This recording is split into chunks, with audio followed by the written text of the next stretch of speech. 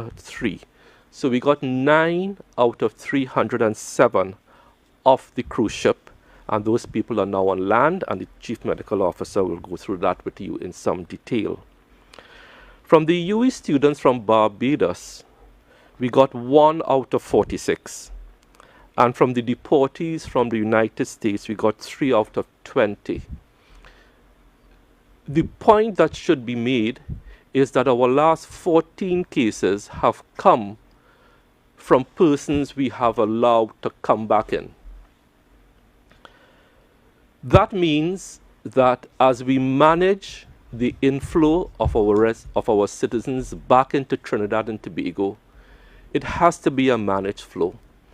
And to prevent community spread and to prevent our health systems and economies from collapsing, these persons must be housed in state quarantine or under the management of the state if they are being held in a hotel or other facility that they are paying for. It is only because of these measures that we have adopted, which I could understand, especially the folks on the cruise ship. Look, these people did not ask to be there. All they were doing was doing their jobs. All they were doing was earning an honest living, working on cruise ships. No one asked for this. But we have found ourselves in this situation, and whilst we understand and sympathize and empathize with them, the measures we have put in place, we just ask them to hold on a few more days, and the CMO will speak to that. We understand their frustration. This virus came and met them whilst they were doing their jobs, like everybody else around the world.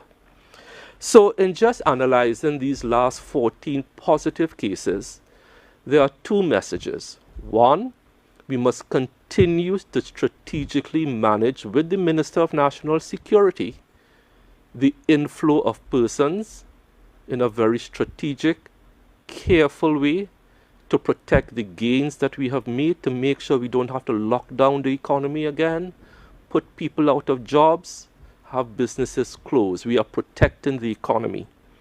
And by having them in state-managed quarantine, we are protecting the health of 1.4 million citizens. And that is the way we will keep on with our curve being as flat as it is. So that 2 things could happen. One, the regular health system, which has gone unnoticed, is working fine. And that is a major, major achievement for a country like ours. Other countries don't have that luxury. And 2, to make sure that we have all the capacity in case we have a flare-up of cases, in case in the unlikely event we get community spread. So before I close, I just want to again welcome Camille Campbell, a counseling psychologist. I got a lot of positive response from her last presentation. Lots of parents contacted me and said how grateful they were for her presentation. I'm hoping today that as we focus on SEA, we take the opportunity to really help those parents and help those students and really interrogate that part of our COVID response. So, Minister Cox, I thank you for the last few minutes, and back over to you. Thank you very much, Minister. The Chief Medical Officer, Dr. Roshan Paraswaram, will provide us with a clinical update. Thank you, Minister Cox. Good morning, Honorable Ministers, Ms. Campbell, members of the media, members of the viewing and listening public. The clinical update for today, Wednesday, the 1st of July 2020, is as follows. The total number of tests done thus far, 5,089. Total number of unique patients tests, 3,996.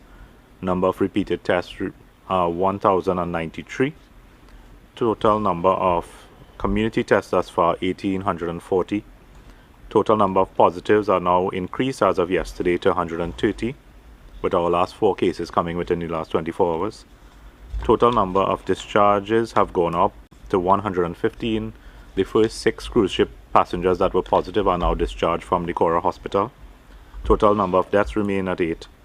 And total number of hospitalized patients are 7, with the addition of the 4 from yesterday. So 7 in total at the Cora facility.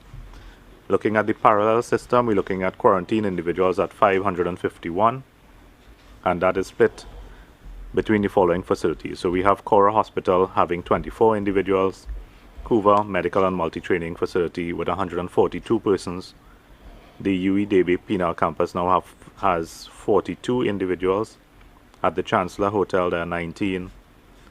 At the Tacarigua Racket Center, there are 40 individuals. Napa, where our healthcare workers are housed, there are 6 persons. At the Sandy Grande Brooklyn facility, there are 32 persons. At the Balandre facility, there are 42. UE Freedom Hall remain with 45 individuals. At the Cape Park Hotel, we have 48. Cascadia, 2. Merce Developer Rig has 94 persons on it, and the Vision on a Mission Claxon Bay now has 15 individuals with the removal of 3 persons to the Cora facility. Just to touch on, last time I would have indicated that we were trying to designate facilities to do community testing. So later today we will have a press release going out stating which facilities, but I'll give you a little breakdown of where we're going to have those designated facilities. So as of today, the following facilities have been designated for COVID-19 community testing. These are the St. James Health Center within the St. George West District, El Socorro Health Center within the County of St. George Central, the St. Joseph Enhanced Health Center at the St. George East County, Shoguana's Accident and Emergency at County Caroni, Mayaro District Health Facility in Nariva Mayaro. In St. Patrick County, the facility will be Siparia Health Center. In St. Andrew, St. David, we're looking at Sandy Grande Enhanced Health Center. And at Victoria, we're looking at Pleasantville. So the following clinical criteria will be utilized. Basically, persons presenting to those facilities anytime between 8 and 4 p.m. with any of the following symptoms will be eligible for testing. So anyone with a fever, cough, rhinorrhea, which is runny nose, headaches, redness of the eyes, loss of taste, or loss of smell. Swabbing will not be considered at these centers for asymptomatic persons, meaning having no symptoms, as follows. A, for pre-delivery screening, for pre-surgical screening, or for screening prior to repatriation. So people can contact the offices of the CMOHs throughout the country for further details, and of course we will send out a press release later on today with all the information that I just gave out. Minister Cox has my clinical update for this morning. Thank you very much. Camille Campbell, counseling psychologist at the Northwest Regional Health Authority, will speak on coping mechanisms for students preparing for SCA and CAPE examinations. Thank you, Minister Cox. Minister Cox, Minister Dial Singh, CMO Dr. Parasram, members of the media, and the wider viewing public, good morning. I am very grateful for the opportunity to share today on the upcoming examinations. I will first like to discuss the SCA exam so that we can put things in perspective. The SCA exam is a promotional exam that moves students from primary into secondary school. Parents, I get your anxiety. I understand your stress. I too have walked this road, just last year actually. I understand the societal pressure for your child to do well. Everyone, including family members and strangers, will want to know what school did your child pass for. The examination date is set for August 20th, 2020. I can imagine how some of you are feeling. Some may feel panic, worried, or fear may have gripped you. Yes, I get it. This examination can be stressful. However, parents, if your anxieties are not managed properly, they will be passed on to your child. Let's be careful what we say to our children during this time. All exams come with a level of stress and anxiety. But when this is compounded by what others say, it can have damaging effects. Parents, this exam will come and go, but your words will remain. It is the lowest level of schooling that your child will go through in their lifetime. How you manage this will set the pace and tone for how your child will respond to other examinations. Let your children hear, or your child hear, encouraging words, words that build. Use words that build their character.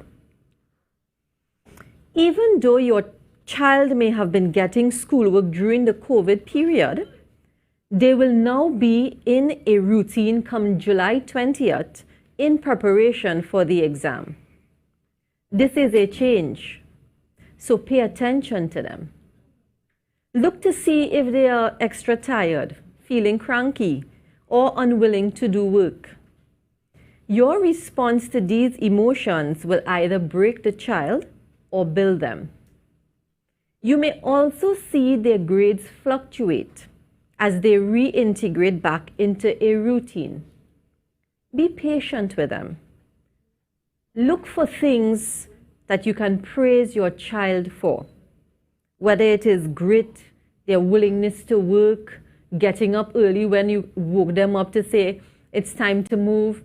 Little things, just look for things to praise them for.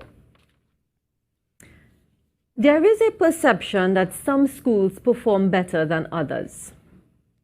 However, parents, whatever school your child is placed in will require the partnership of parents, teachers, and your child. Sometimes we may fear our child going to a particular school, only to realize after that was the exact place for your child to flourish. Any school that your child is placed in, I encourage you to get involved. Join the PTA. Be active in the school. Get to know your child's friends and their parents. Be present, be visible, and have a voice. Parents, have realistic expectations for your child. Each child is different. Don't compare your child to another. Your child may or may not be where you would like them to be at this time. Know that each child develops at their own pace. Some children will grasp the concepts being taught easily, while others may struggle. I encourage you to get to know the child God has given you. Some children may need additional tutoring in areas they are struggling with. Pay attention to your child. Some children may be struggling due to having a learning disability. And if this is not discovered, the child may be labeled lazy or not trying hard enough. Children will blossom with much love and encouragement. I remember a parent telling me that her daughter she went through 7 years of primary school, 5 years of secondary school, and she struggled, only to realize that the child had dyslexia and she just needed additional support to achieve. So I want to tell you, parents, children will blossom with much love and encouragement. Your child has worked hard. They have been preparing for this exam for quite some time. They would have endured tireless assignments and extra lessons. So be their #1 supporter. Parents, on the day of the examination, make sure your child has a proper meal, what the child has been accustomed to eating. You don't want to introduce new foods at this time. Don't stand around by the school waiting to see what is happening. Take some time for yourself. Everything will be okay. And when you come to pick up your child at the end of the exam, don't interrogate the child. At that point, the examination is over. What you can do is to let them know how proud you are, what you have seen and how much you enjoy seeing them grow and develop and even their level of maturity. Celebrate with your child. On the day of results, yes, it can be a very emotional day, but manage your emotions. Your child will remember how you respond. I remember listening to a radio program sometime, and there was a parent who, when she heard what school the child was placed in, she remarked, "That's the school you passed for?" Parents, the children don't choose the schools that they pass for. They do their part. So on the day of the results, be proud of your child, whatever and whether they got into their school of choice or not.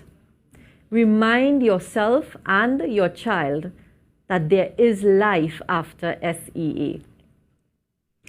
To my teenage friends who are preparing for CSEC and CAPE, in the next couple of days, as exams are due to start shortly, ensure that you eat properly. Your body needs the right nutrients to function well. Studying on an empty stomach can leave you feeling drained and tired. So eat foods that will fuel your body. Also, ensure that you get enough rest, because you want to ensure that when you have a good night's sleep, it helps improve your memory. So ensure that you get a good night rest. Speak positive words to yourself, such as, "I can do this. I am going to try my best." You can write these mantras down so that you can see these quotes and keep reminding yourself that an exam tests your knowledge on a particular topic.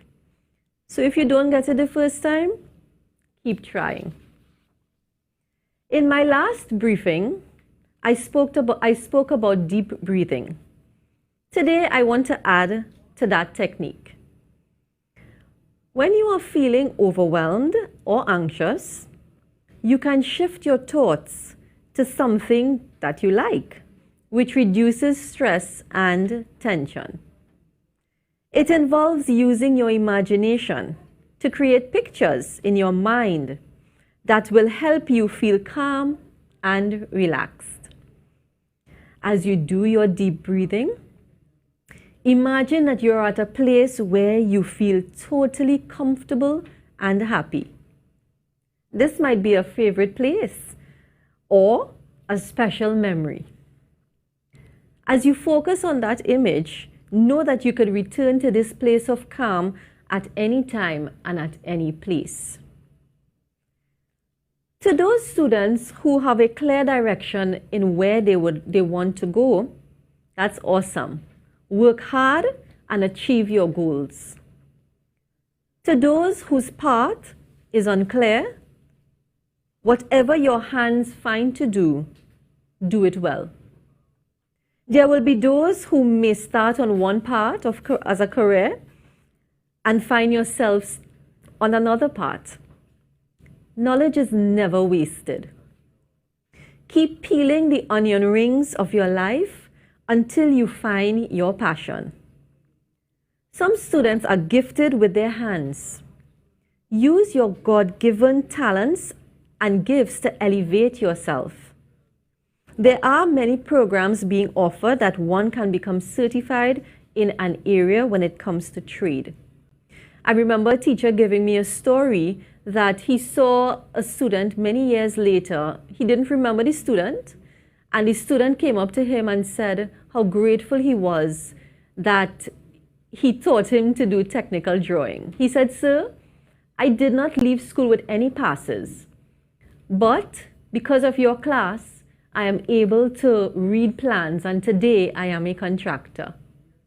So I want to leave you today knowing that your life has meaning.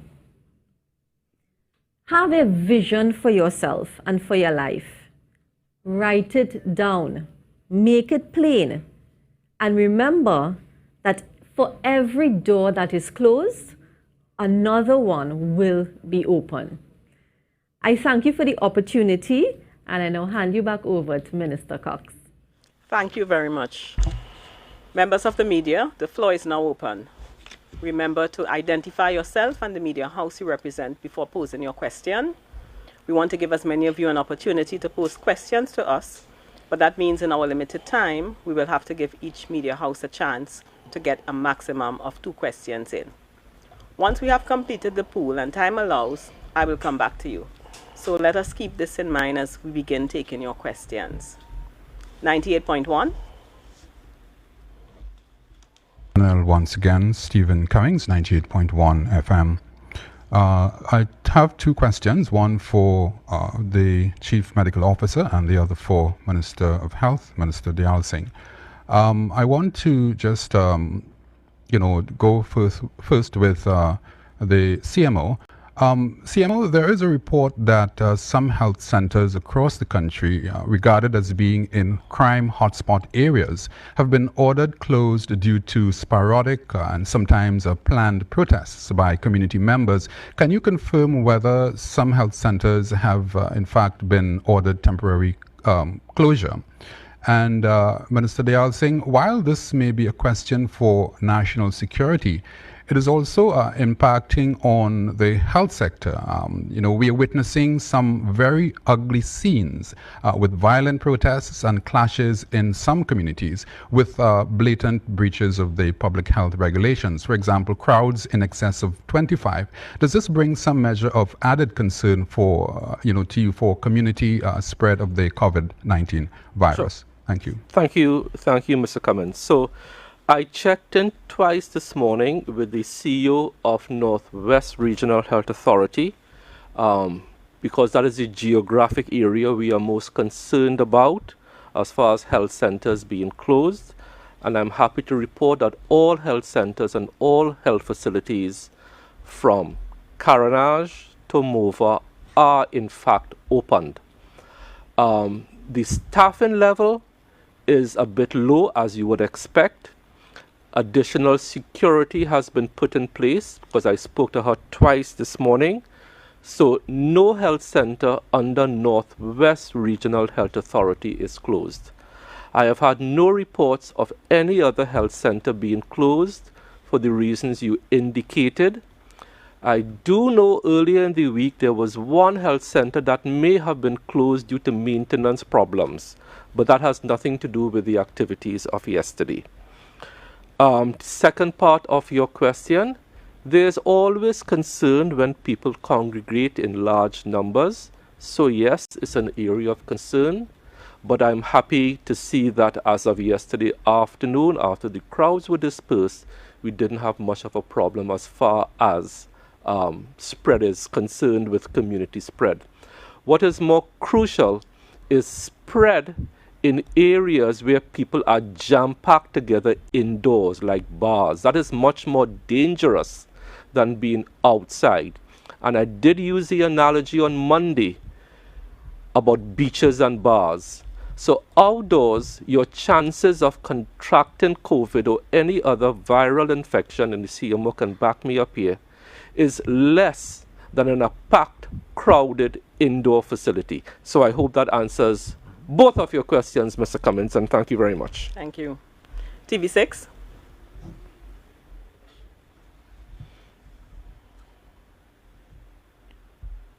Good morning, everyone. Good morning. Morning. Good morning, everyone. Elizabeth Williams, TV6 News. Good morning. My 2 questions. Since this one is for the Minister of Health. Since there are no COVID-19 cases in Tobago, is the Ministry of Health looking at housing COVID-19 patients in Tobago to allow more people who wish to be exempted to come home? I don't know if this is something the ministry is looking at. And also, I don't know if you can help me with this. I know Minister Donna Cox, if there's anything, she would relay the information. Student athletes who are required to return to universities abroad, what is the specific path that they should follow in terms of being able to journey to their various universities abroad? Okay, thank you, Elizabeth. So I'll take the first question. Whilst there are no COVID-19 patients in Tobago, the issue of moving patients from Trinidad and Tobago, the actual physical movement, whether it's by air or by sea, will then pose challenges and then increase the possibility of spread. So we would like Tobago to continue to house and quarantine people who come straight into Tobago, which they have done successfully in the past. Whenever you add another logistical step to any operation like this, you increase risk. CMO, you agree with that? Yeah. So it's not something that we are actively considering. I mean, if we are in dire straits, it is something that may be considered, but right now it is not an option that we are considering. Thank you for the question. Minister, I don't know if the CMO concerning athletes to travel. No, it's not athletes, it's returning students. Returning students. So, no, I mean, I think you're asking about the process if persons want to return out of the country, and I think the process is really to apply to the Minister of National Security for an exemption in the first instance to leave the country. So I think that's basically the process. Once you get that exemption, and of course there are flights available, then you can leave. But it has to be an application to the Minister of National Security. Okay. AZP News. Hi, good morning. Prior Bihari, AZP News, 3 CMO. Sir, can you explain how it is the people who are boarding cruise ship, the ones that were tested positive, have gone home earlier than the ones who have never been tested positive, who are always negative? Just that issue. I want to explain. Thank you. Okay. All right. So when someone tests or shows symptoms and tests positive, they follow a different pathway from the other group of people who are in quarantine. So the normal quarantine period is 14 days. Those people, in the first instance, the 6 persons that tested positive would have tested positive on the second day of their quarantine, which was day 2. They would have been brought into hospital. Our procedure thereafter is to have 2 consecutive negatives 24 hours apart, right? But it has to be at least 7 days after having no symptoms. So they would have gone through their 7 days of no symptoms, had a first test which was negative, and then subsequently some of them actually had positive tests thereafter. But now that they have all had 2 consecutive negative tests 24 hours apart, they were allowed, the last 2 persons out of these first 6 were allowed home yesterday, which was slightly, the last 2 were slightly after the 14-day period, but the first 4 went home just before the 14-day period. So the 14-day period doesn't have anything to do with persons that are becoming positive. Another protocol kicks in once you become positive, and once you meet those clinical criteria, you can be discharged. So we're not looking at time in the same way as quarantine when you become positive. And let me just come in here, because it's a very good question that Prior asked. It's not that we invented that protocol for the cruise ship passengers. That protocol was in place from day 1, and we applied it to the Balandra group. Correct, yeah. That came in from Guadeloupe. So I don't want the cruise ship folks to feel they are being unduly punished. It is the exact same protocol we used way back in March, was it? Yes, yeah. When we had the 62 or 68 odd persons coming in from the cruise ship from Guadeloupe. Exact same protocol being applied now. And just to add, in terms of the Barbados national, the Trinidadian national that was in Barbados as a student, we would have gotten a positive late into the quarantine period on day 13 actually, or 14. And now the entire group of them, 45 of them, have to stay at an additional period of time and be retested because of that late positive in that facility. So the same thing applies to them as well. Okay, thank you. Guardian Media Limited. Hi, morning everyone. Rashad Khan, Guardian Media Limited. You all hearing me? Yes, loud and clear. Yes. Morning. Okay, great. 2 questions to both the CMO or the Minister of Health, whichever one of you all want to take it. My first one is, what is being done differently at the Balandra facility? Because if you remember, and I know you all spoke about it just now, a large number of persons who were housed there in the first a batch of cruise ship passengers that came tested positive, and they were in communal spaces.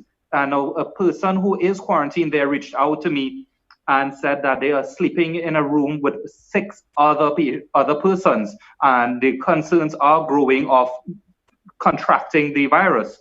And my second question is, so far, the normal flu virus that we have, the seasonal virus, has killed more people locally than the COVID-19. So going forward, is there any way, or could we expect to see some of the same protocols which we have adopted and enhanced to deal with this pandemic be applied for treating with that normal virus? And I'm speaking more to the quarantining and testing and that kind of stuff. Okay, so I will take the second part first.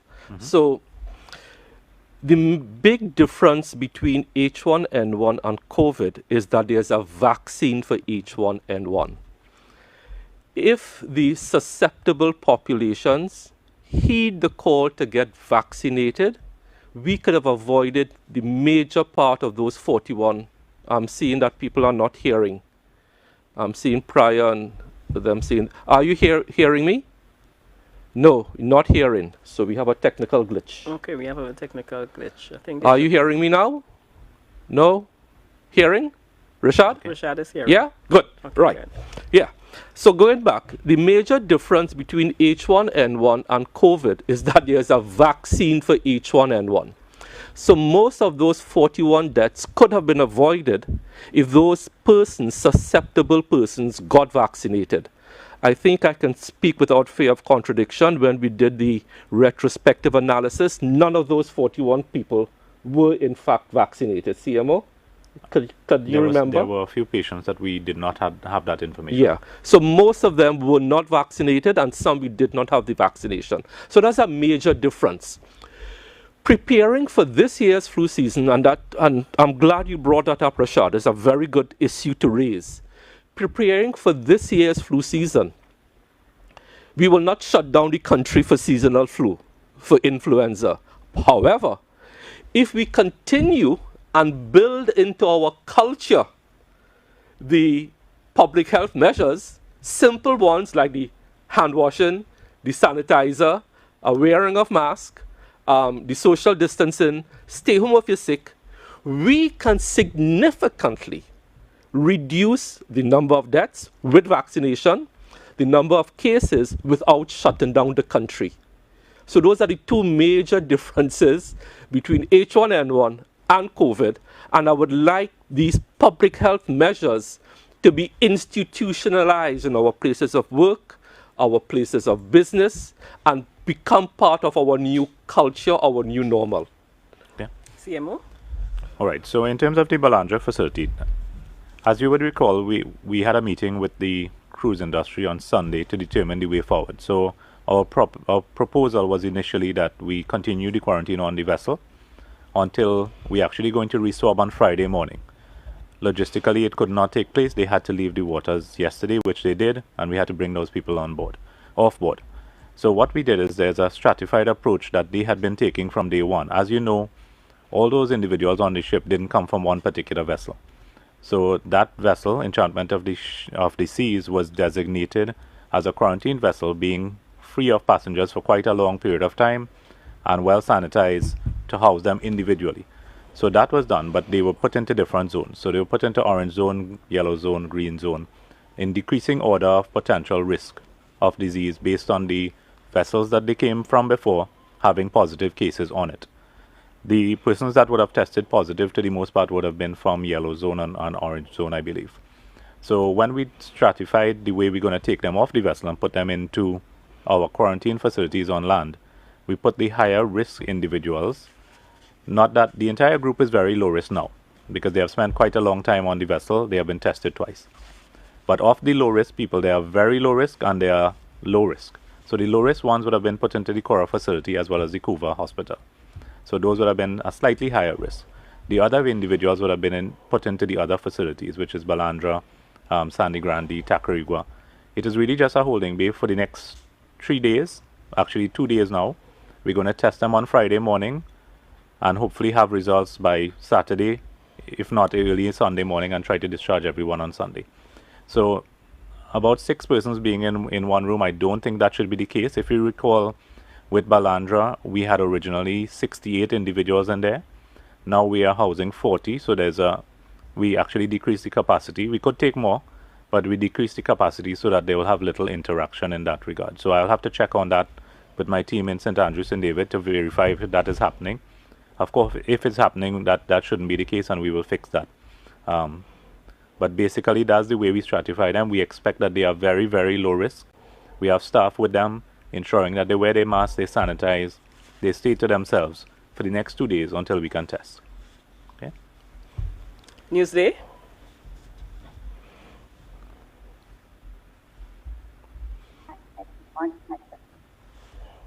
Newsday. Good morning. All right. Hi, good morning. Good morning. Well, we're not hearing you clearly. Hi, good morning. No? No, we cannot hear Newsday. Could we move to someone else and then we'll go back to Newsday, please? So we'll take TTT at this time and then we'll go back to Newsday. Crystal Wilson here from TGT.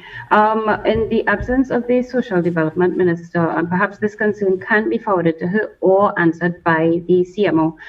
We've received concerns from members of the public. They're asking what are the arrangements in place for persons in receipt of the Senior Citizens Grant who are required to visit the Social Welfare Office. I believe it's once a year at around their birthday, to sign a document with the COVID-19 regulations in place and them being susceptible to the virus. They're asking what, if anything, has changed with them having to visit the office to sign the document. Okay, I could answer that. Actually, that was extended. We spoke about the ID cards. So senior citizens, you do not have to go into the office. It has been extended to the end of the year. We go back to Newsday at this time.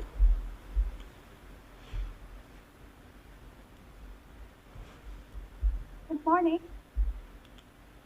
Good morning, are you hearing me? Good morning. Are you hearing us? Yes, I'm hearing you. Are you hearing me? No, we are not hearing you clearly at all.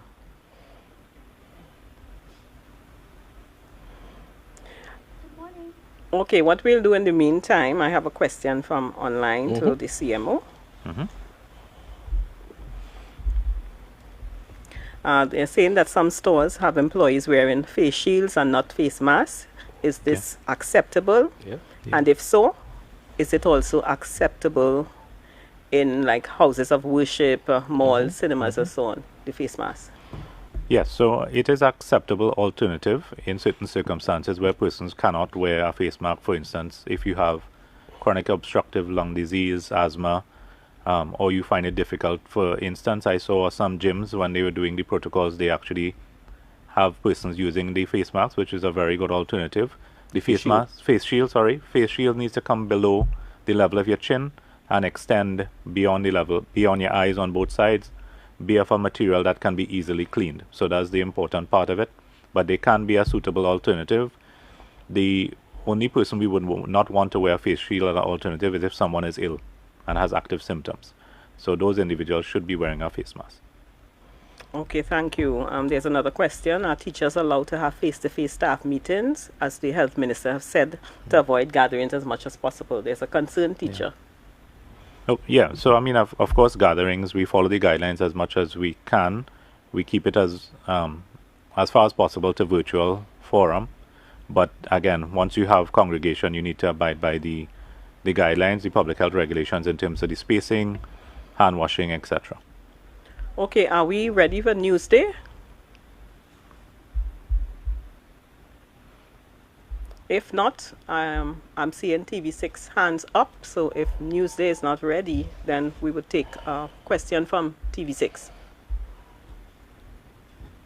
Hi, good morning again. Elizabeth Williams, TV6 News. Good morning. Just two quick questions. One question, please, Elizabeth. Okay. In terms of the SCA exam, and parents being really worried about their children and de-stressing. I know Ms. Campbell would have spoken about deep breathing and also shifting your thoughts. What else can be done for parents who are stressed out over the SEA exam? Ms. Campbell? I think we need to put the exam in context. Now, this is a natural feeling. Each parent goes through it. So in addition to the breathing techniques and the, well, it's actually called imagery and how to think about using your thoughts, you could probably try having some social support. Meet with other parents who may be identifying how you are feeling. So instead of putting that anxiety on your child, parents can come together with another parent and provide that type of support during this time. Some people even use spirituality to aid them in that way as well. So there are different ways that parents can alleviate their stress. But all in all, I think it is important to ensure that those feelings and your own stress does not pass on to your child. Ms. Campbell, what about the balance between study and play? Oh, that's very important. Thanks, Minister. I know that during this time, a lot of parents may feel that studying more is what is needed at this time. But it is important for children to have that balance of play. It not only changes their mind from focusing and sitting in the same position all the time, it helps stimulate them so they can do something that they like. And, you know, we encourage children, yes, play at this era, yes, plays video games, we get that. But sometimes just doing other things could just rejuvenate you, remove your stress, and then come back to doing some stuff again. Because I remember when my daughter wrote SEA, we were told, you know, is books and ensure that you're doing a lot of the assignments and things like that. And the thing is, when she came home, we found time to play.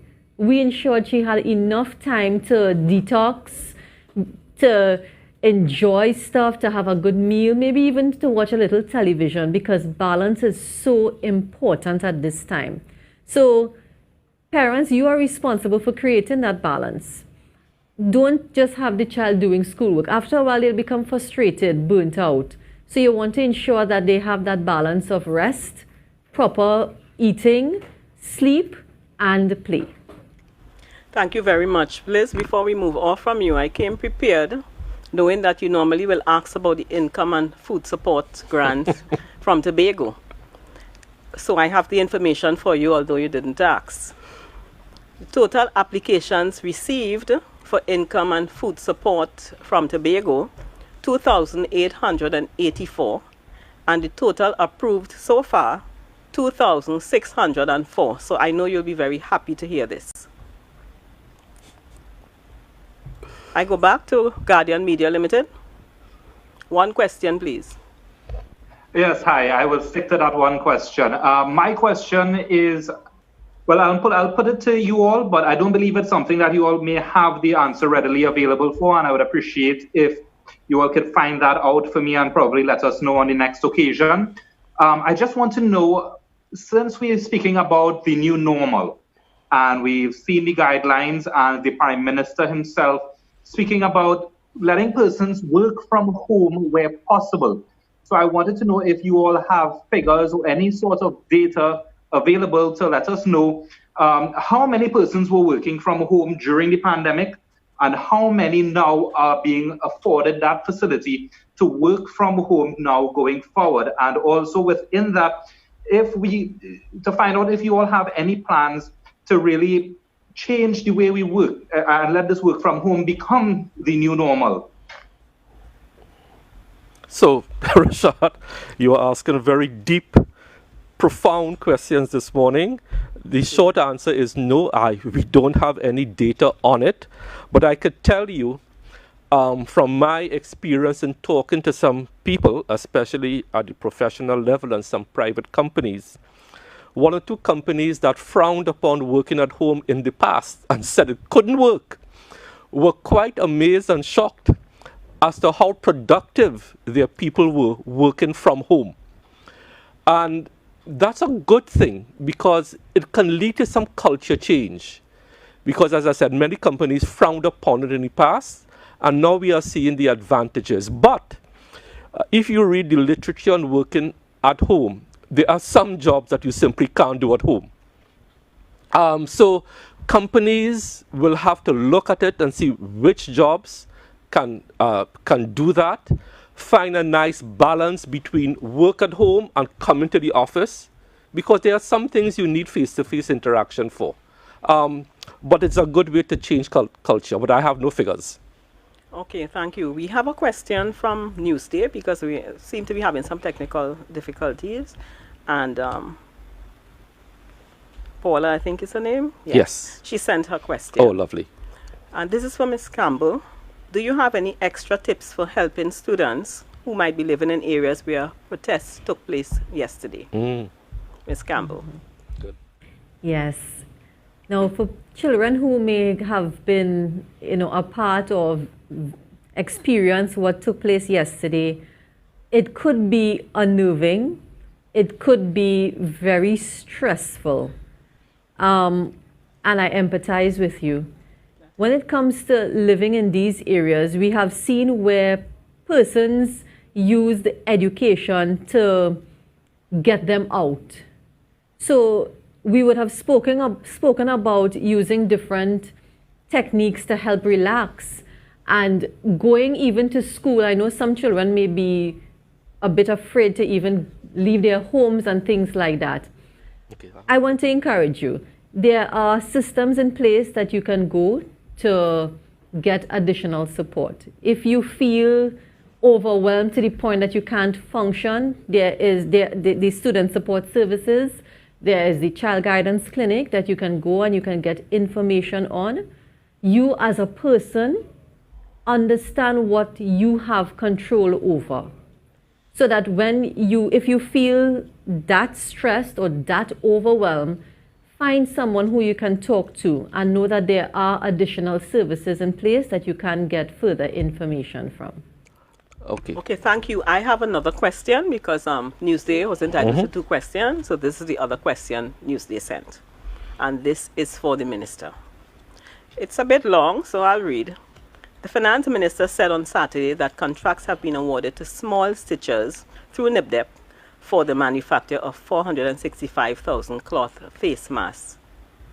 The masks would be given to various NGOs, including Field, to distribute to the population free of charge. However, the tender was put out on April 14th.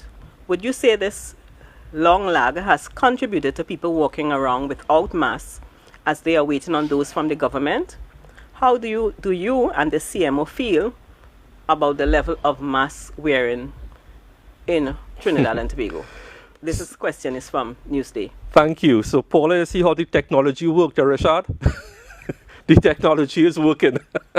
Okay, so Paula, I'll answer your question. I don't think that the lag in the awarding of the contracts has much to do with the low level of mask wearing, because I had concrete experience, as I said at an earlier press conference, walking in the Kwesi in Sawa, Independence Square, and people have masks. And when you walk up to them and ask them, well, why are you not wearing the mask? You get all sorts of reasons. So I don't think that people not wearing masks has to do with the lag. I think people are just not getting the message. One, there's a level of complacency in this society because we don't have community spread. We have done such a good job in managing our cases in that they are all imported. So people are letting their guards down. Am I comfortable with the level of mask wearing? I will speak to myself and then the CMO will speak. I'm not going to put him on the spot. The answer is no.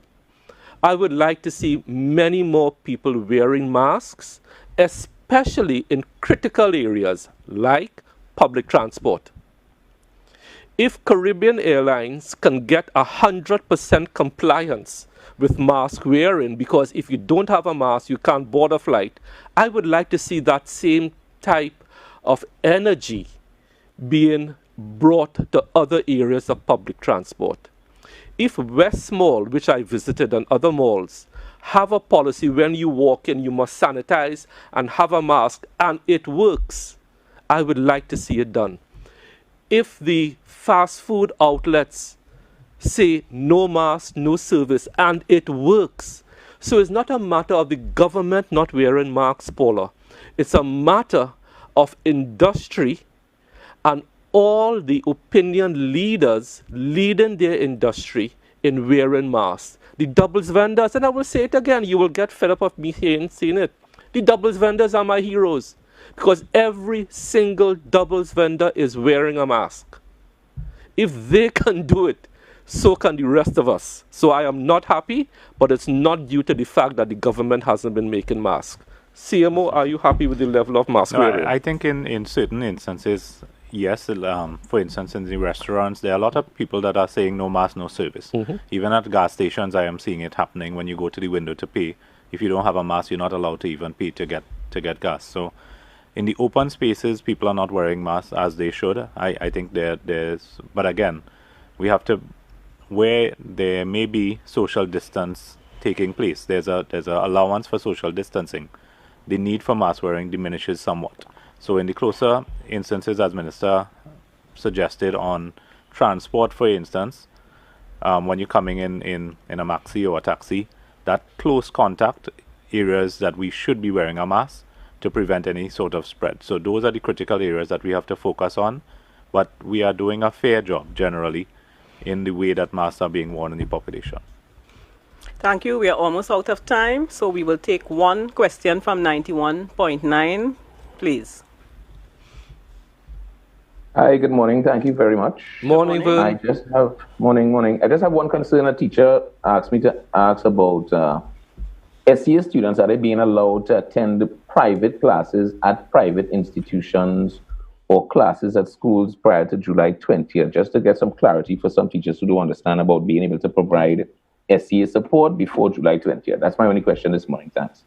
Yeah, so I mean, the exemption we had given, not exemption, but exemption to the norm was really to facilitate examination type work.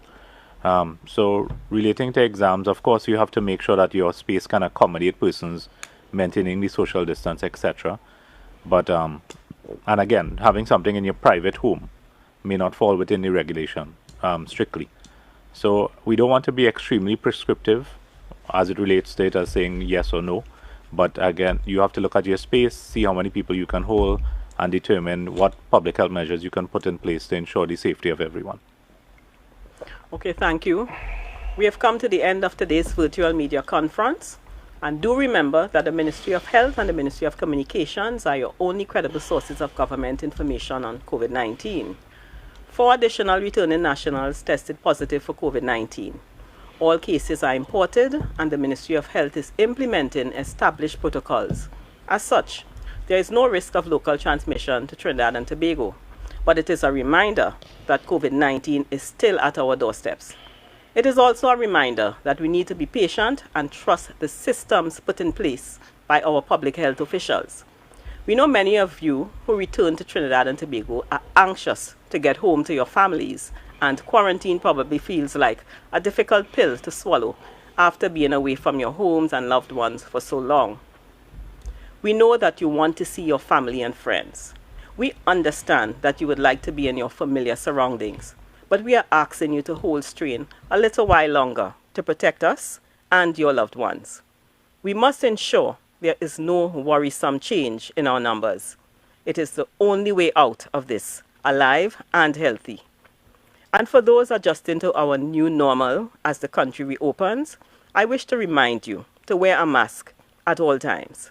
No mask, no service. I am Donna Cox, Minister of Communications. Thank you for joining us today as the government continues its efforts to keep the curve flat and beat COVID-19. Stay safe